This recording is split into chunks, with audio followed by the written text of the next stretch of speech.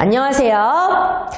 네오젠 과학에서 통합과학을 담당하고 있는 박결 강사입니다. 백석고의 2025년 2학기 기말고사 통합과학 내신 분석 리포트입니다. 백석고는 시험 문제가 1학기 때는 좀 많이 어려웠었는데 2학기 오면서 기조가 좀 기본 개념과 학생들이 얼마나 통합과학 내용을 잘 인식을 하고 있는지 판단할 수 있는 요소의 시험 문제로 난이도가 살짝 낮아지기는 했습니다.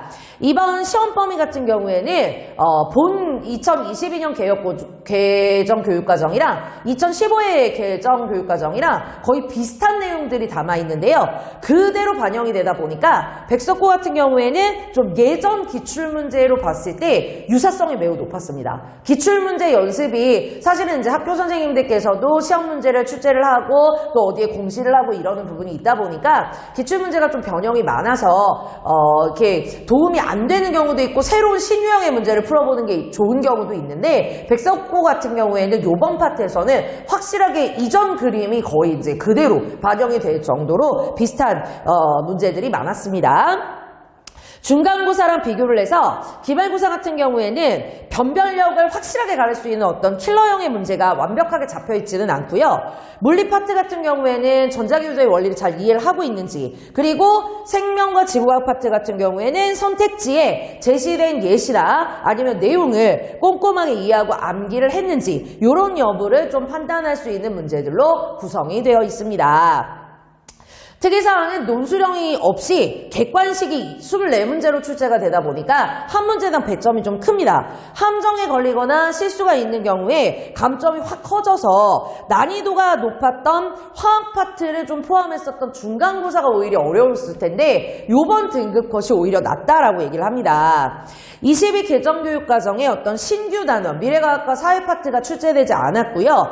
1학기 때보다 약간 백석고만의 도드라지는 특징은 좀 적기는 한데 개념 원리를 학교에서 잘 배운 대로 이해하고 있는지 그런 평가 요소들은 잘 반영되어 있습니다. 1번부터 8번까지 생명과학, 그리고 9번부터 16번까지 지구과학, 17번부터 24번까지 물리 파트로 단원별로 순서가 잘 잡혀 있습니다. 이런 경우 학생들이 문제를 풀 때 중구난방으로 파트가 섞여 있으면 내가 어떤 거를 먼저 풀고 좀 나중에 시간을 두고 킬러를 풀어야지 하는 경우를 좀 잡기가 어려운데 백석고의 문제 같은 경우 순서대로 파트가 나와 있다 보니까 학생들이 좀 이제 문제를 배치를 잘해서 시간 배분을 좀 할 수 있도록 문제 좀 푸는 집중도가 높아질 수는 있습니다. 그런데 이제 좀 어려워 보이니까 건너뛰었을 경우 혹시나 안 풀고 넘어가서 답안지를 밀려 쓴다든지 하는 실수가 벌어질 수 있으니까 그 부분만 좀 조심하면 좋겠습니다. 11번 문항 같은 경우에 열수지 문제입니다. 이번 지구과학 파트에서 학생들이 산술적 계산 문제로 가장 어려워하는 문제였습니다. 그런데 오히려 수치를 주면 학생들이 더하기 빼기를 하면서 어떤 추리를 해갈 수 있지만 수치가 문자 없이 전부 다 기록되어 있는 이런 쉬운 문제를 좀 내면 복사평형 개념 이해를 정확히 이해를 하고 그리고 풀 수 있습니다. 유추형 계산은 아닙니다. 뭔가 숫자를 빼고 이 숫자 대신에 문자를 넣어서 얘네들의 더한 값과 뺀 값이 뭐 크고 작은지 부등호성으로 비교하는 문제들이 훨씬 더 어려운데요. 여기에는 정확하게 수치가 다 드러나 있기 때문에 방정식만 잘 세워주면 풀 수 있는 문제들입니다. 17번이나 19번 문제 같은 경우에는 거의 같은 유형입니다. 18번, 20번 문제까지 전자기 유도가 총 4문제입니다. 학생들이 어려워할 수 있는 파트가 이거이고 백석고를 이제 다니는 친구들도 네오젠에서 거의 전자기 유도 쪽 파트를 워낙에 이제 어렵다 보니까 많이 질문을 했었는데요.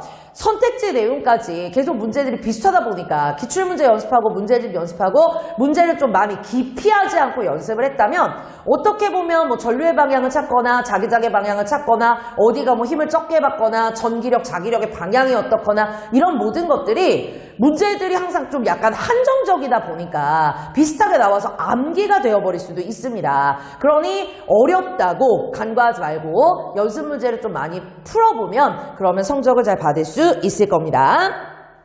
22번 같은 경우에 에너지 전환과 발전 방식을 아우르는 추리형 자료 해석 문제입니다. 수능 같은 경우에는 이런 지식적인 거에 포함하여 아예 새롭게 주어진 자료를 잘 읽고 거기에 연결을 해서 해석을 하는 문제를 좀 출제를 잘 하고 있습니다. 그래서 새로운 자료가 주어졌을 때 얘를 이렇게 낯설어 하지 말고 그냥 처음부터 끝까지 읽어가면서 국어 영역에서 과학 영역을 좀 풀듯이 주어진 자료를 잘 해석할 수 있도록 연습을 해봤으면 좋겠습니다.